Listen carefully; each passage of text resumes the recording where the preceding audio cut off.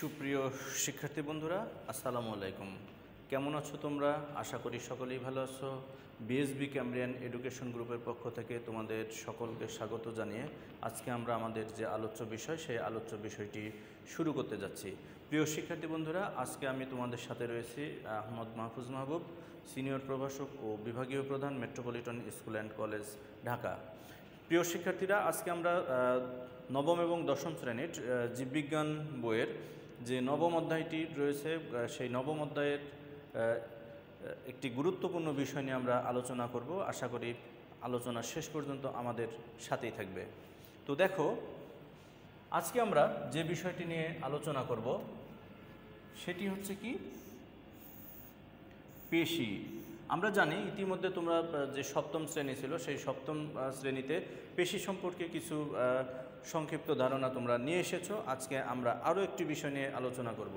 তো প্রথমে আমরা জানব যে পেশি কি, ঠিক আছে, বা পেশিগুলি কোথায় থাকে। দেখো, অভ্যন্তরীণ অঙ্গ, অভ্যন্তরীণ অঙ্গর নাম বলতে পারবা? অভ্যন্তরীণ অঙ্গ, রক্তনালীর গায়ে অনৈচ্ছিক পেশি, তারপরে হৃৎপিণ্ডের হৃৎপেশি, অস্থিগাত্রের সাথে লাগানো ঐচ্ছিক কঙ্কাল পেশি নিয়ে পেশিতন্ত্র গঠিত, ঠিক আছে। তো এখানে দেখো, যদি বলা হয় পেশিগুলি আমরা কোথায় পাই, দেহের অভ্যন্তরীণ যে অঙ্গগুলি রয়েছে, এখন অভ্যন্তরীণ অঙ্গ বলতে আমরা কোনটি বলতে পারি? পাকস্থলী হতে পারে, ক্ষুদ্রান্ত্র হতে পারে, বৃহদান্ত্র হতে পারে, ফুসফুস হতে পারে, ঠিক আছে। তারপরে আমাদের ধমনী হতে পারে, শিরা হতে পারে, এইগুলি হচ্ছে আমাদের অভ্যন্তরীণ অঙ্গ। তো এই অভ্যন্তরীণ অঙ্গগুলিও কিন্তু পেশি দ্বারা যেমন গঠিত, আবার আমরা যদি আরেকটি অভ্যন্তরীণ অঙ্গর কথা বলি, সেটি কিন্তু আবার বিশেষ ধরনের পেশি দ্বারা গঠিত, যেটি নাম আমরা জানি যে হৃৎপিণ্ড। হৃৎপিণ্ডও কিন্তু পেশি দ্বারা গঠিত, যে পেশিকে আমরা বলি হৃৎপেশি বা কার্ডিয়াক মাসল। এছাড়াও আমাদের যে কঙ্কালতন্ত্র রয়েছে, যে দেহের ভিতরে যে অস্থিগুলি রয়েছে, সেই অস্থিগুলির সাথেও কিন্তু কিছু পেশি লাগানো থাকে, যেগুলিকে আমরা বলি ঐচ্ছিক পেশি বা কঙ্কাল পেশি। যেহেতু কঙ্কালতন্ত্রের সাথে লাগানো থাকে, এই জন্য এগুলিকে বলা হয় কঙ্কাল পেশি। তাহলে তোমাদের যদি বলা হয় যে কোথায় অনৈচ্ছিক পেশি থাকে এবং কোথায় ঐচ্ছিক পেশি থাকে, তাহলে আমরা যদি বলি অনৈচ্ছিক পেশি থাকবে অভ্যন্তরীণ অঙ্গ, অভ্যন্তরীণ অঙ্গের মধ্যে পাকস্থলী থাকতে পারে, ক্ষুদ্রান্ত্র থাকতে পারে, বৃহদান্ত্র থাকতে পারে, ফুসফুস থাকতে পারে। আবার হৃৎপিণ্ডের গায়ে তোমরা এই বিষয়টা একটু লক্ষ্য করো, হৃৎপিণ্ডের গায়ে, হ্যাঁ, আমাদের যে হৃৎপিণ্ড রয়েছে সেই হৃৎপিণ্ডের ভিতরেও কিন্তু একটি বিশেষ ধরনের পেশি থাকে, যে পেশিকে আমরা বলবো হৃৎপেশি। এবং হৃৎপেশি শুধুমাত্র কোথায় থাকবে? এটি শুধুমাত্র হৃৎপিণ্ডে থাকবে, হৃৎপিণ্ড ব্যতীত আর অন্য কোথাও পাওয়া যাবে না, ঠিক আছে। তাহলে আর আরেকটি পেশি দেখো, যে অস্থির সাথে আমাদের যে কঙ্কালতন্ত্র রয়েছে, অস্থি, সেই অস্থির সাথে যে পেশিগুলি লাগানো থাকে সেই পেশিগুলিকে বলা হয় কি? কঙ্কাল পেশি বা রৈখিক পেশি। তো পেশি আমাদের বিভিন্ন ধরনের গুরুত্বপূর্ণ কাজ করে থাকে। তো সেই গুরুত্বপূর্ণ কাজগুলি কি আমরা এখন জানবো। তো তার আগে যদি তোমাদের জিজ্ঞেস করা হয় পেশি কোথায় থাকে, পেশিগুলির কাজ কি, আশা করি এখন বলতে পারবে। পেশি তাহলে কত প্রকার হলো? পেশি হচ্ছে 3 প্রকার: ঐচ্ছিক পেশি, অনৈচ্ছিক পেশি এবং হৃৎপেশি। ঐচ্ছিক পেশি কাকে বলে? যে পেশিগুলি আমাদের ইচ্ছার উপর নির্ভরশীল, যাদের এই যে দেখো হাত, আমি ইচ্ছা করলেই কিন্তু সংকুচিত প্রসারিত করতে পারছি। তাহলে এটি যে পেশিগুলি প্রাণীর ইচ্ছার উপর সংকোচন প্রসারণ যে সেই ক্ষমতা সেটা নির্ভর করে, সেটিকে বলে ঐচ্ছিক পেশি। আর যেটি প্রাণীর ইচ্ছাধীন সংকুচিত প্রসারিত হবে না যে পেশিগুলি, সেগুলি হচ্ছে অনৈচ্ছিক পেশি। এবং হৃৎপিণ্ড যে পেশি দ্বারা গঠিত সেই পেশিগুলিকে বলা হয় কি? হৃৎপেশি। তাহলে পেশি হলো কত প্রকার? 3 প্রকার। এটি তোমরা অবশ্যই মনে রাখবে। আচ্ছা, এরপর আমরা দেখি যে পেশিতন্ত্র বিভিন্ন ধরনের গুরুত্বপূর্ণ কাজ করে থাকে। তো সেই কাজগুলি আমরা শিখব। দেখো, অঙ্গ প্রত্যঙ্গ সঞ্চালন। এই যে আমি হাত কিন্তু আমার একটি অঙ্গ, তাহলে এই যে হাতটা দেখো আমি সংকুচিত করছি, প্রসারিত করছি, এই যে আমি কথা বলছি, আমি হাঁটতেছি, আবার এই যে পিছনে সরে যাচ্ছি, তাহলে এই যে আমার পায়ের অঙ্গ, পা একটি অঙ্গ, হাত একটি অঙ্গ। এই যে অঙ্গ প্রত্যঙ্গের যে সঞ্চালন, সেই সঞ্চালন কিন্তু পেশির মাধ্যমে ঘটে। আমি এখনই বললাম যে চলাফেরাই কিন্তু সহায়তা করে। তারপরে অঙ্গ বিন্যাস এবং ভারসাম্য রক্ষাতেও কিন্তু এই পেশিগুলি সাহায্য করে। তারপরে কি বলছে? কঙ্কালতন্ত্রের সাথে যৌথভাবে দেহের নির্দিষ্ট আকার গঠন করে। পেশিগুলি কি করে কঙ্কালতন্ত্রের সাথে সংযুক্ত থাকে, সংযুক্ত থেকে কি করে দেহকে একটি নির্দিষ্ট আকৃতি প্রদান করে, ঠিক আছে। তাহলে দেহের নির্দিষ্ট আকার গঠন করবে। তারপরে পেশিতে গ্লাইকোজেন সঞ্চয় করে, ঠিক আছে, পেশিতে কি করে গ্লাইকোজেন সঞ্চয় করে এবং ভবিষ্যতে জরুরি প্রয়োজনে শক্তির উৎস হিসেবে ব্যবহৃত হয়। আমরা যে খাবারগুলি গ্রহণ করি, বিশেষ করে শর্করা জাতীয় যে খাদ্যগুলি গ্রহণ করি, সেই খাবারের বাড়তি যে অংশ, সেই বাড়তি অংশটুকু কি হয় গ্লাইকোজেনে পরিণত হয়। গ্লাইকোজেনে পরিণত হয়ে আমাদের যে যকৃৎ রয়েছে সেই যকৃতের ভিতরে কি হয় জমা থাকে এবং দেহে যখন শক্তির প্রয়োজন হয় তখন এই গ্লাইকোজেনগুলি কি হয় ভেঙে যায়। গ্লাইকোজেন ভেঙে গিয়ে কি করে তারা শক্তি উৎপন্ন করে, অর্থাৎ সেই গ্লাইকোজেন আবার গ্লুকোজে পরিণত হয়। সেই গ্লুকোজ ব্যবহার করে আমরা কি করি দেহে শক্তি পেয়ে থাকি।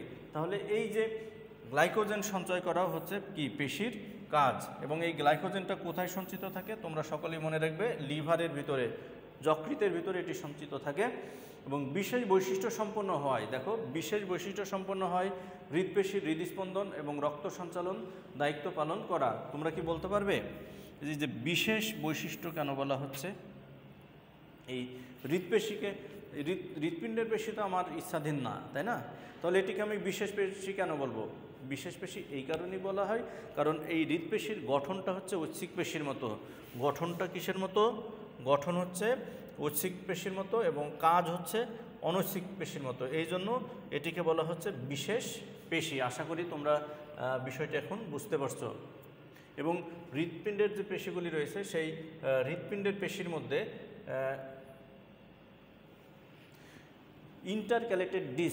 ইন্টারক্যালেটেড ডিস্ক থাকে যা অন্য কোনো পেশিতে থাকে না, এই কারণে এটিকে বলা হচ্ছে বিশেষ পেশি।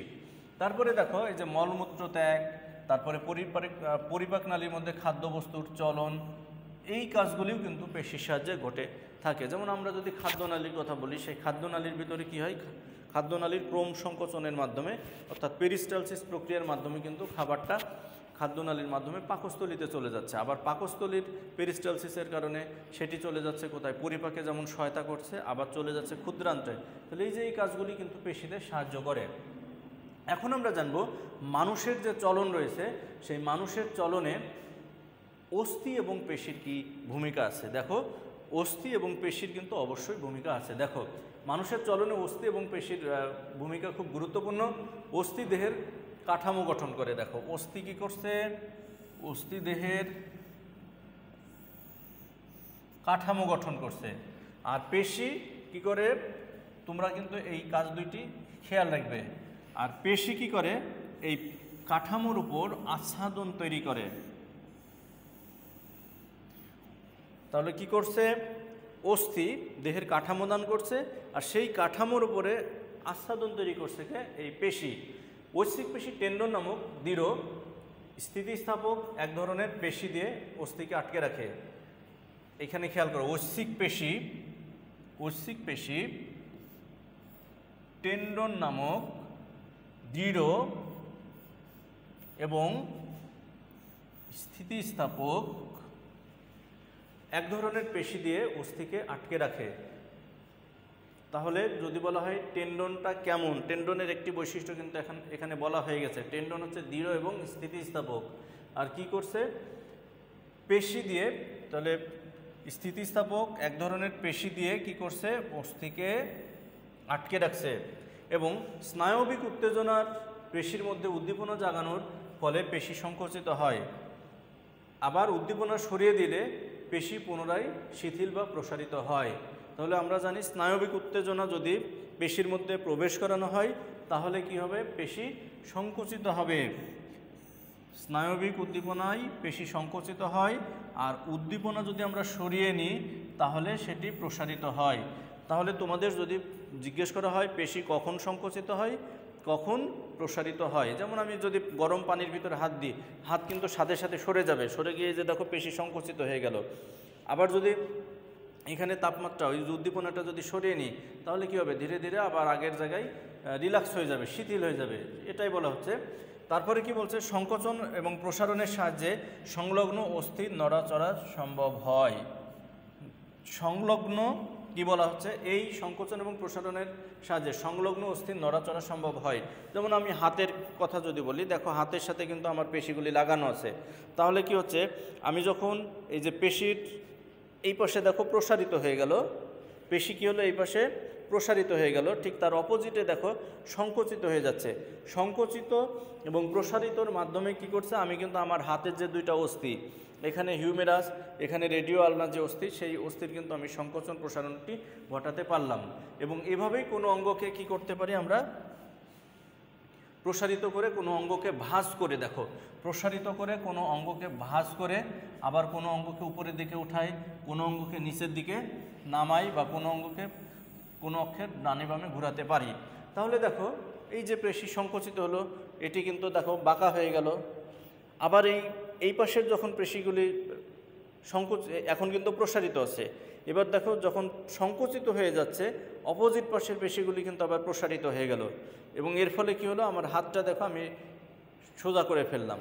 সেই জিনিসটাই বলা হচ্ছে অঙ্গকে ভাঁজ করে। যেমন হাত আমি ভাঁজ করলাম, ভাঁজ করে কোনো অঙ্গকে উপরের দিকে উঠালাম, আবার অঙ্গকে নিচের দিকে নামালাম, ঠিক আছে, কোনো অক্ষের দিকে ঘোরাতে পারছি। এই যে বিষয়গুলি, এই বিষয়গুলো কিন্তু পেশির সাহায্যে ঘটে থাকে। একটি উদাহরণ দিয়ে পেশির কার্যক্রম ব্যাখ্যা করি। যে আমি যেটি দেখালাম, কোনোই বাঁকা বা সোজা করতে হলে ঐচ্ছিক পেশি কিভাবে কাজ করে লক্ষ্য করো। কোনো বাঁকা করতে হলে ইচ্ছাধীন স্নায়ুর তাড়নায় বাইসেপস পেশি সংকুচিত হয় এবং ট্রাইসেপস পেশি শিথিল হয়। আমরা যখন কোনো ভাঁজ করি, তাহলে কোন পেশি সংকুচিত হয় এবং কোন পেশি প্রসারিত হয় সেটি কিন্তু তোমাদের মনে রাখতে হবে। বাইসেপস পেশি সংকুচিত হয়। কোনো আমরা বাঁকা করি, বাঁকা করলে কি হচ্ছে, বাইসেপস পেশি দেখো সংকুচিত হচ্ছে, বাইসেপস পেশি সংকুচিত হচ্ছে, আর ট্রাইসেপস পেশি কি হচ্ছে, প্রসারিত হচ্ছে। ফলে রেডিয়াস এবং আলনা, এই যে এখানে দুইটা যে হাড় থাকে, এই হাতের ভিতর দুইটা হাড় থাকে, একটার নাম হচ্ছে রেডিয়াস, আরেকটির নাম আলনা। তাহলে কি বলা হচ্ছে, এই রেডিয়াস এবং আলনা হিউমেরাসের কাছে চলে আসে। তাহলে এই যে আমার এই অস্থিটা, এইখানে যে হাড়টা থাকে, এই হাড়টাকে বলা হচ্ছে হিউমেরাস। তাহলে দেখো এই রেডিয়াস এবং আলনা কি হলো, হিউমেরাসের কাছে চলে আসলো। This is humerus. কি বলা হচ্ছে, ফলে রেডিয়াস এবং আলনাকে হিউমেরাসের কাছে নিয়ে আসে। কোনো সোজা করলে দেখো, এখন আমি যদি কোনো সোজা করি, ঠিক তার বিপরীত ঘটনাটি ঘটছে। কোনো সোজা করলে এবার দেখো রেডিয়াস এবং আলনা দূরে সরে গেল। আর এখানে তাহলে বিপরীত যে ঘটনা, সেই ঘটনা কিন্তু ঘটছে। তাহলে আগে বাইসেপস পেশি সংকুচিত হয়েছিল, এখন বাইসেপস পেশি কী হবে, প্রসারিত হবে। ট্রাইসেপস পেশি কি হচ্ছে, এবার শিথিল হয়ে যাবে। আশা করি তোমরা বিষয়টি বুঝতে পেরেছ। তাহলে কি বললাম, স্নায়ুতাড়নায় ট্রাইসেপস পেশি এবার কি হচ্ছে, সংকুচিত হচ্ছে এবং রেডিয়াস এবং আলনাকে টেনে সোজা করে ফেললো। এই যে সোজা করে ফেললো এবং হিউমেরাসের সাথে প্রায় এক সরল রেখায় নিয়ে আসে। এখন কিন্তু একটা সরল রেখায় নিয়ে এসেছে। এই সময় বাইসেপস পেশি শিথিল হয়ে প্রসারিত হয়। এভাবে বাইসেপস এবং ট্রাইসেপস পেশির সংকোচন এবং স্লথ হওয়ার মাধ্যমে আমরা কোনোই ভাঁজ করতে বা খুলতে পারি। এখন তোমাদের এইটুকু বিষয়ের মধ্যে কিন্তু খেয়াল রাখতে হবে যে কোনো যখন আমরা ভাঁজ করি, তখন কোন পেশি সংকুচিত হয় আর কোন পেশি প্রসারিত হয়। কোনো যখন সোজা করি, কোন পেশি প্রসারিত হয়, কোন পেশি সংকুচিত হয়। এই বিষয়গুলি কিন্তু বুঝে বুঝে পড়তে হবে। কারণ এই শব্দগুলো দিয়ে বা এই বাক্যগুলো দিয়ে বা এই ঘটনা দিয়ে তোমাদের যে উচ্চতর দক্ষতামূলক কোশ্চেন রয়েছে, সেই কোশ্চেনগুলি কিন্তু আসবে। আশা করি তোমরা বিষয়টি বুঝতে পেরেছ। চলো আমরা পরের বিষয়টি লক্ষ্য করি। এখন আমরা জানব টেন্ডন। ঠিক আছে, টেন্ডন কাকে বলে চলো দেখি। আচ্ছা, তোমাদের যখন বলি পেশি হাড়ের সাথে আটকে থাকে অথবা হাড়ের সাথে অন্য হাড় বন্ধনীর সাথে আটকে থাকে, এটি কিভাবে ঘটে সেই বিষয়টি তোমাদের এখন আমরা জানাবো। দেখো, মাংসপেশির প্রান্তভাগ দড়ি বা রজ্জুর মতো শক্ত হয়ে অস্থির সাথে সংযুক্ত হয়। এই শক্ত প্রান্তকে টেন্ডন বলে। তাহলে মাংসপেশির প্রান্তভাগ, দেখো মাংসপেশির কোন ভাগ, প্রান্তভাগ দড়ি বা রজ্জুর মতো কি হবে, শক্ত হবে। শক্ত হয়ে অস্থির গায়ের সাথে সংযুক্ত হবে। এই শক্ত যে প্রান্ত, সেই প্রান্তটাকে বলা হবে টেন্ডন। এবং টেন্ডন দেখো কেমন, এটি তোমাদের মনে রাখতে হবে। টেন্ডনের এই বৈশিষ্ট্যগুলি দিয়ে কিন্তু বহুপদী যে কোশ্চেন সেগুলি কিন্তু আসবে। তাহলে টেন্ডন ঘন হবে, সাদা তন্তুময় হবে। তাহলে টেন্ডন হচ্ছে কি, যদি সংজ্ঞা বলি তাহলে মাংসপেশির প্রান্তভাগ, মাংসপেশি যেটা, এই যে মাংসপেশির প্রান্তভাগ দড়ি বা রজ্জুর মতো শক্ত হবে, শক্ত হয়ে অস্থির গায়ের সাথে সংযুক্ত হবে। এই যে এই শক্ত প্রান্তকে বলা হবে টেন্ডন। টেন্ডন যদি বলা হয় কেমন, এটি ঘন, সাদা, তন্তুময় যোজক টিস্যু দিয়ে গঠিত। যদি বলা হয় টেন্ডন কোন ধরনের টিস্যু, সঠিক উত্তর হচ্ছে টেন্ডন যোজক টিস্যু। এই ধরনের টিস্যুর আন্তঃকোষীয় পদার্থ বা ম্যাট্রিক্সের শাখা প্রশাখাবিহীন, ম্যাট্রিক্সে কি থাকবে, সাদা তন্তু থাকবে, সাদা বা শ্বেত ধরনের তন্তু থাকবে। এরা গুচ্ছাকারে এবং পরস্পর সমান্তরালে বিন্যস্ত। তাহলে এখানে যে তন্তুগুলোর কথা বললাম সেই তন্তুগুলো কি থাকবে, তন্তুগুলো থাকবে গুচ্ছাকারে এবং কিভাবে বিন্যস্ত থাকবে, বিন্যস্ত থাকবে সমান্তরালে। ঠিক আছে, এরকম সমান্তরালভাবে কি থাকবে, বিন্যস্ত থাকবে। তো অনেকগুলি তন্তু একত্রে আটি বা বান্ডেল তৈরি করে, আটিগুলি একত্রে দলবদ্ধভাবে আটিগুচ্ছ তৈরি করে। তাহলে এই যে অনেকগুলি তৈরি হলো, কি করলো, এটা হচ্ছে আটি তৈরি করছে। আমরা আটি তো বুঝি, যখন অনেকগুলি কি হবে, কোনো কিছু নেওয়া হয়, যেমন তোমরা যদি গ্রামে লক্ষ্য করো, পাটের ভিতরে যে পাটকাঠি যেটাকে বলে বিভিন্ন এলাকায়, সেই পাটগুলি একসাথে যুক্ত হয়ে কী করে, আটি তৈরি করে। এবার অনেকগুলি আটি মিলে আবার তৈরি হয় আটি গুচ্ছ। তো আটি গুচ্ছগুলো আবার তন্তুময় টিস্যু বা অ্যারিওলার টিস্যু দিয়ে বেষ্টিত হয়ে আরও বড় আটিতে শ্রেণীবদ্ধ হয়। এই অ্যারিওলার টিস্যুর দৈর্ঘ্য বরাবর টেন্ডনের মধ্যে কি থাকবে, রক্তনালী থাকবে, লসিকা নালী থাকবে এবং স্নায়ু প্রবেশ করবে। এবং টেন্ডনের স্থিতিস্থাপকতা তুলনামূলকভাবে বেশ কম। যদি বলা হয় টেন্ডনের স্থিতিস্থাপকতা কেমন, এটি হবে তুলনামূলকভাবে কম। তো তোমরা টেন্ডন এবং লিগামেন্ট, আরও একটি বিষয় আমরা জানব, সেই বিষয়গুলি তোমরা এই চিত্রটি লক্ষ্য করো।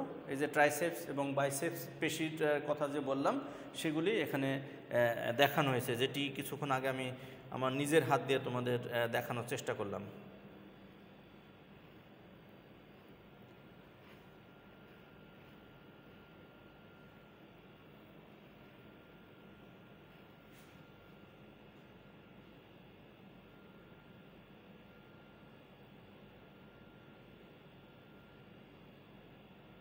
আচ্ছা, এখন দেখো পেশি এবং টেন্ডনের সংযোগস্থল। টেন্ডনগুলো তন্তুপেশির সার্কোলেমায় সংযোজিত হয়। আমরা জানি সার্কোলেমা কি, পেশিকোষের যে আবরণ, সেই আবরণগুলিকে বলা হয় সার্কোলেমা। পেশি এবং টেন্ডনের সংযোগকে আরও শক্তিশালী করার জন্য টেন্ডনের আত্মিগুচ্ছ বেষ্টনকারী অ্যারিওলার টিস্যু পেশি বান্ডেল বা আটির আবরক টিস্যুর সাথে অবিচ্ছিন্ন এবং কী করে, যোগাযোগ তৈরি করে। টেন্ডন হচ্ছে কি, বেশ শক্ত। তাহলে টেন্ডন আগেরটা দেখো, টেন্ডন যদি বলা হয় কেমন, টেন্ডন হবে বেশ কি, টেন্ডন হবে বেশ শক্ত। পরেরটা দেখি,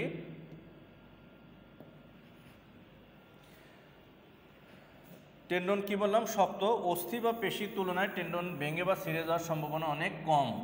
তাহলে অস্থির তুলনায় কি, এটি ভেঙে বা ছিঁড়ে যাওয়ার সম্ভাবনা কম থাকে। তবে কোনোভাবে যদি তা ছিঁড়ে যায় তাহলে সহজে কি হবে, এটি জোড়া লাগবে না।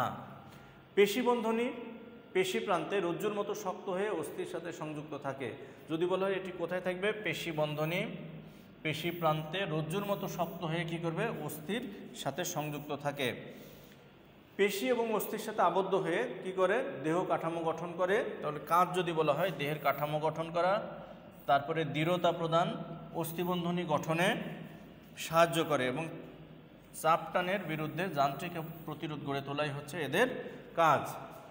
তাহলে আশা করি তোমরা বুঝতে পেরেছো। এখন আমরা যেটি জানব সেটি হচ্ছে অস্থিবন্ধনী কাকে বলে বা লিগামেন্ট কাকে বলে। এই যে টেন্ডন এবং লিগামেন্ট, এই দুইটা জিনিস তোমাদের ভালোভাবে শিখে রাখতে হবে, কারণ হচ্ছে কি এটি কিন্তু তোমাদের পরীক্ষায় কোশ্চেন আসে এখান থেকে।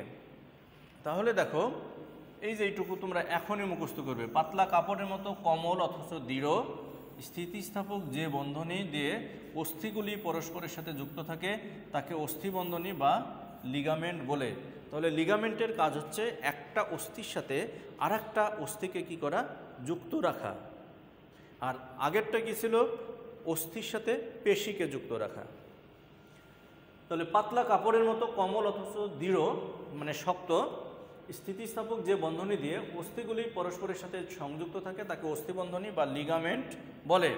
লিগামেন্ট দেখো শ্বেততন্তু এবং পীততন্তু, পীত মানে হলুদ, তাহলে লিগামেন্ট কী দ্বারা তৈরি, সাদা এবং আমি হলুদ করে দিচ্ছি, এটি হচ্ছে সাদা এবং হলুদ। তো তোমাদের আমি একটু এখানে দেখাই দিই।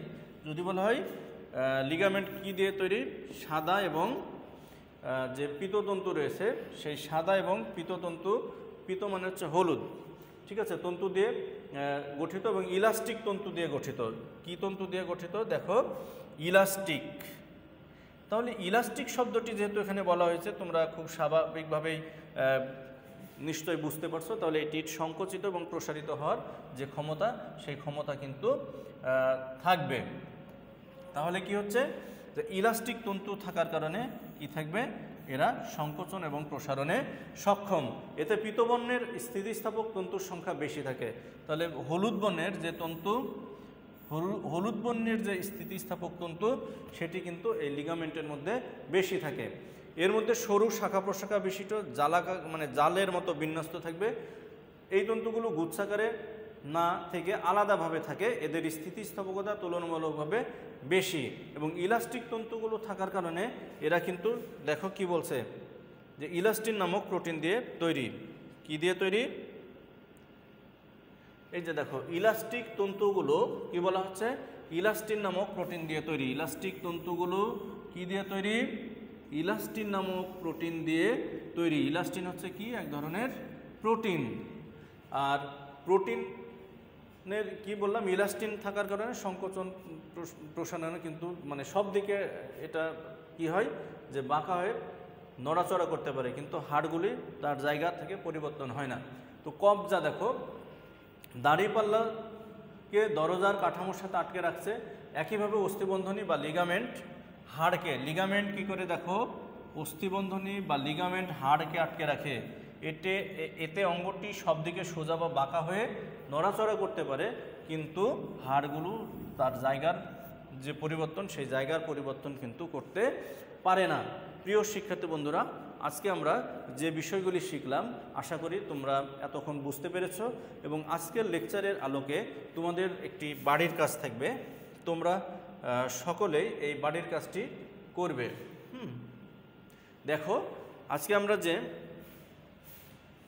টেন্ডন এবং লিগামেন্টের বৈশিষ্ট্য এতক্ষণ বললাম, তোমরা টেক্সট বই আবার পড়বে, পড়ার পর এই টেন্ডন এবং লিগামেন্টের মধ্যে যে পার্থক্যগুলি সেই পার্থক্যগুলি খাতায় লিখবে এবং তোমার যে বিষয়ভিত্তিক টিচার সেই বিষয়ভিত্তিক টিচারকে অবশ্যই দেখাবে। তো আজ এই পর্যন্তই। আশা করি তোমরা আমার যে লেকচারটি এই লেকচারটির মাধ্যমে কিছুটা হলে উপকৃত হয়েছ এবং তোমরা উপকৃত হলে তখনই আমাদের যে পরিশ্রম সেই পরিশ্রমের সার্থকতা। আজ তাহলে এ পর্যন্তই। আগামী দিন আরও একটি বিষয় নিয়ে দেখা হবে। সেই পর্যন্ত সকলেই ভালো থাকবে। তোমাদের সকলের মঙ্গল কামনায় আজকের মতো শেষ করছি। আল্লাহ হাফেজ।